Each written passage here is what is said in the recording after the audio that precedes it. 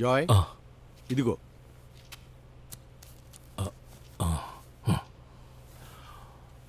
మీరు అమెరికా మళ్ళీ ఎప్పుడు వెళ్తారు? జో, పోయిన వారమే కదా వచ్చాను, మళ్ళీ ఎప్పుడు వెళ్తావని అడుగుతున్నావు? జాయ్ ఏయ్ అదే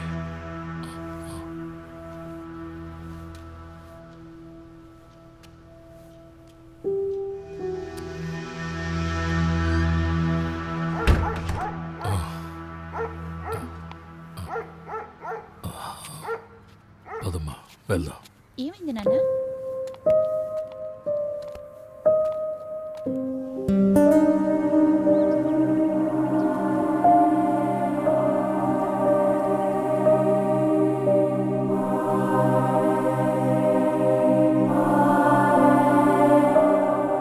నాకేం అర్థం కావడం లేదు తల్లి. యాంటోనీ ఎలా చనిపోయాడో కూడా నాకు తెలీదు. ఇప్పుడు డాక్టర్ యుఎస్ నుంచి ఎప్పుడు వచ్చారో కూడా తెలీదు. నాకేదో ప్రాబ్లం ఉన్నట్టుగా అనిపిస్తోంది. మీరు దాని గురించి బాధపడకండి నాన్న. అంకుల్ చెప్పారు కదా టెన్షన్ పడద్దని. మరెందుకు బాధపడుతున్నారు? లేదు లేదు, మళ్ళీ నాకెందుకో యాంటోనీ ఇంటికి వెళ్ళాలనిపిస్తోందమ్మా. అంతేకాదు, దానికన్నా ముందు నేను ఇంకో ప్లేస్కి వెళ్ళాలి. నాకు తెలిసినంత వరకు నేను యాంటోనీతో పాటు చివరిగా వెళ్ళింది అక్కడికే. ఇప్పుడు అక్కడికి వెళ్ళాలి, నేను వెళ్ళాలి.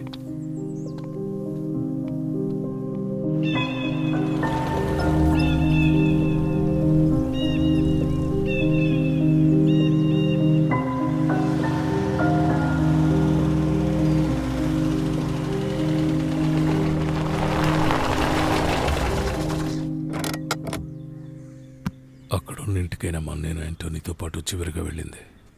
నువ్వు ఇక్కడే కూర్చో, నేను ఒకసారి అక్కడికి వెళ్తాను. సరే నాన్న.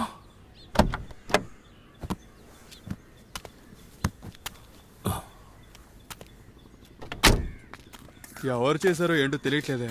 ఎక్కడోళ్ళు కాదు, ఎవరో బయటోళ్లే చేసుంటారు.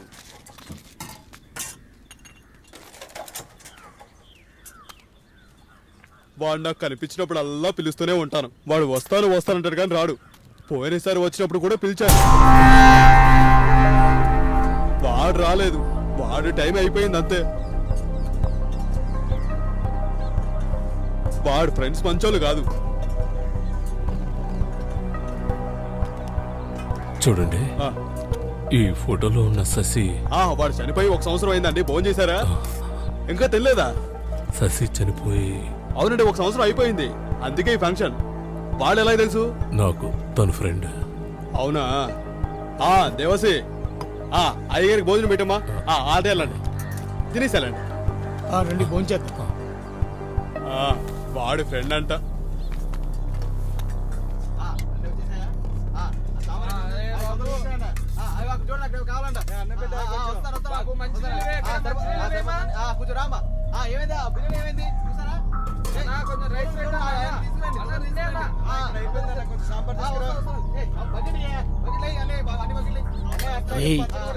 ఆయన ఎవర్రా?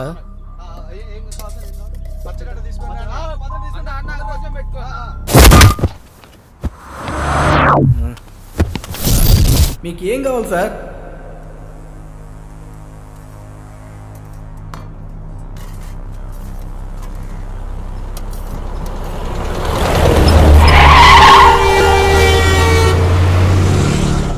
నువ్వే కాపాడాలి.